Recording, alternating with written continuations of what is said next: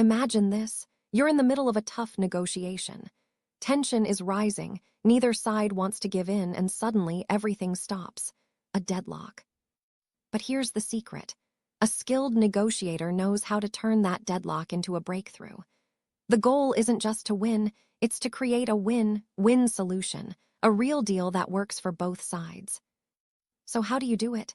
By listening actively, by avoiding unnecessary confrontation, by staying calm, ignoring attacks, and working through the impasse together. You look for solutions, not arguments. You avoid escalation. And most importantly, you build a golden bridge so both teams can walk away as winners.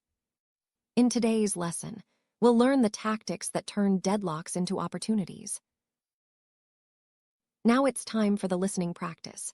Dyersville, France is hosting the International Student Summer Games this autumn.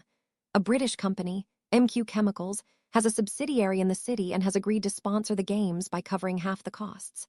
Sam Gilbert, a U.S. television producer, calls the mayor, Morris Bale, to discuss their plans. Listen to the telephone conversation. Say whether the following sentences are true or false. Pay attention to the expressions for disagreeing. Gilbert here. Is that Maurice Bale? Yes, Bale here. This situation is totally unacceptable. It is a pollution disaster. I am sorry, Mr. Gilbert. Could you clarify that, please?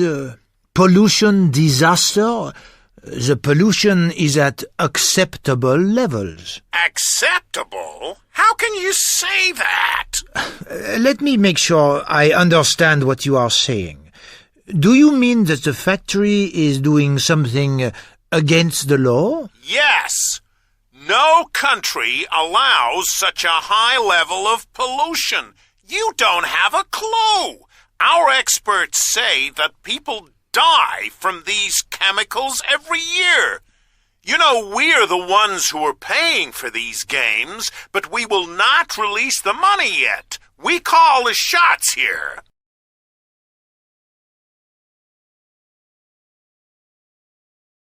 But, Mr. Gilbert, I can assure you that the pollution level has been going down for the past 3 years. Where did you get your information from? Huh! I'll go over your head. Let me speak to your superiors. I have friends in high places. Mr. Gilbert, I am the mayor, and my superiors are the townspeople. How can we solve this problem together?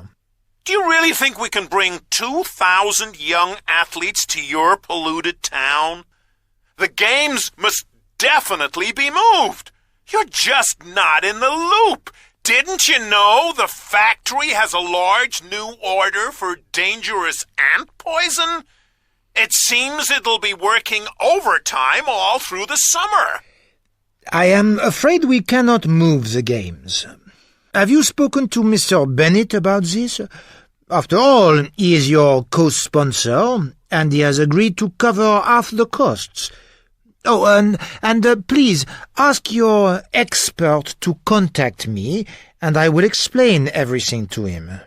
In the meantime, I'll try and find out about this new order. How strange. The factory usually closes for 2 to 3 weeks in August. To tell you the truth, I'm not interested in your excuses. We have to make sure the games are safe. If not, the whole thing will be a non-starter. Please understand, we cannot take any risks. Mr. Gilbert, let's not forget 2 important things here. The games have already been organized, and the company employs 50% of our population. Therefore, the games can definitely not be moved. Ridiculous! It must be possible to do something. I'll get back to you. The man just doesn't get the message. Goodbye, Mr. Gilbert. Let's check the suggested answers. Let's move to the useful language used. The conversation between the mayor and Mr. Gilbert contains the following expressions. Match them to their meanings. Let's check the suggested answers. Let's move to the next listening practice. A meeting takes place in Simon Bennett's office. Listen to the conversation and take notes on the main points. Pay attention to expressions for dealing with disagreement or deadlock. Hello, Maurice. Bonjour, Simon. I am so pleased you could see me at such short notice. No problem at all, and I'm sorry to hear about your difficult conversation with Mr. Gilbert. Come and sit down. Let's discuss the matter. Mr. Gilbert was rather rude. I am happy I didn't lose my temper. How's the factory? Mr. Gilbert mentioned a new contract. Fine. The factory's inspector thinks we've been making good progress with the new machines. Nevertheless, some of the old machines are still dirty, and we will unfortunately still need to use them in the summer. Our goal is, however, to produce the amount in the contract by the end of August in order to allow time for shipping. And does this mean the company will not shut down during the student summer games? Unfortunately, yes. I'm not in a position to shut the factory down because we must achieve our targets. It is, in fact, company policy to close loss-making subsidiaries. But the company is profitable, isn't it? Well, we have been losing money for the last 3 years, and this can't continue. What do you suggest I do? I'm not sure. But from my experience, the best way is to set up flexible working schedules which allow day and night shifts. Or, better still, change the delivery schedule for the goods to a later date. Unfortunately, I'm not in a position to change it because head office has signed the contract. Oh, I appreciate your position. But can you offer any alternatives? To be honest, I'm not really certain now. You know we need this order to keep people employed. Yes, I completely understand what you're saying. But as far as the TV company is concerned, they will not sponsor the games if we cannot reduce the pollution. Can you offer any alternatives? How important is it for you that the work is done in Dyersville? Well, we have no alternative, Maurice. The work must be done here. Moving it is not an option. This is a head office directive. And, Simon, you would use the old machines, too.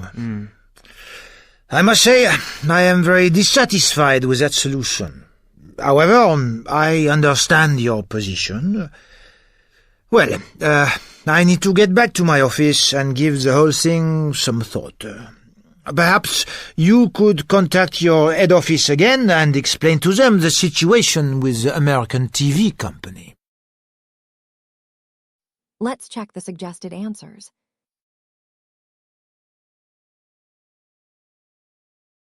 Let's move to the next matching practice. Match the sentence beginnings from 1 to 6 with the sentence endings from A to F. Let's check the suggested answers. Let's move to the gap-filling practice. Use the words in bold in the previous exercise to complete the sentences. Let's check the suggested answers.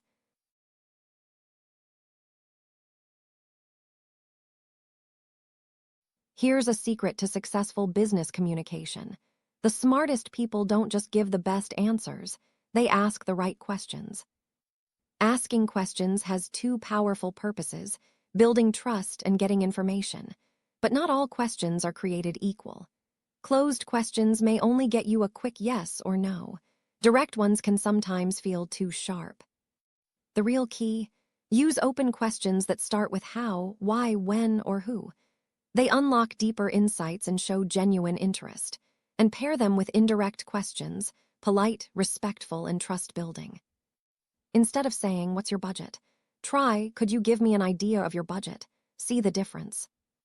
In this lesson, we'll explore how asking the right kind of questions can turn simple conversations into powerful business opportunities. Let's move to the speaking practice. Make the following questions open or indirect. Use expressions to ask the right questions in the previous exercise. Let's check the suggested answers. Business conversations can heat up fast, but the right words can cool them down and move everyone toward a solution. Today, we'll explore phrases to calm a situation and resolve problems. First, we ask questions that open dialogue. Could you tell us why you feel that way? How can we reach a compromise? What do you think is a fair way to resolve this? Your position is very interesting. Can you tell me more?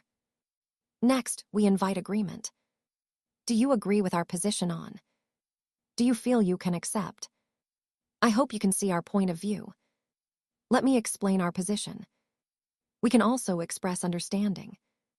I know exactly what you mean. I believe that is correct. That seems reasonable. If I were in your position, I would also.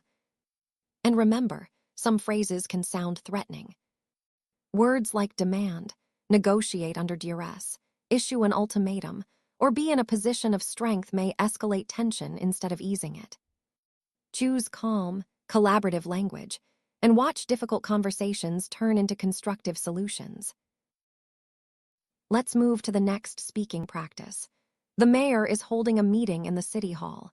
Just before the meeting, he has a short telephone conversation with Simon Bennett. Listen to the conversation and decide what you think the solution could be. We really have to solve this matter now. They all want to make their points. I agree, and I think we should let them. However, I think our head office have come up with a good solution. They found a way to build a golden bridge. It will mean spending some money, but... that is excellent. Tell me more. Later, Maurice, later. It's not confirmed yet.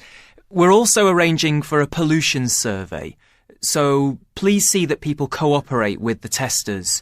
What do you mean? Well, the university will be sending some students to take measurements and samples, and you'll have a full report by Friday. I'll give everyone more details at the meeting. That's great. But, Simon, what if the report is bad? Maurice, let's not worry about that now. Set your meeting for Friday, and I'll be there. Let's check the suggested answers.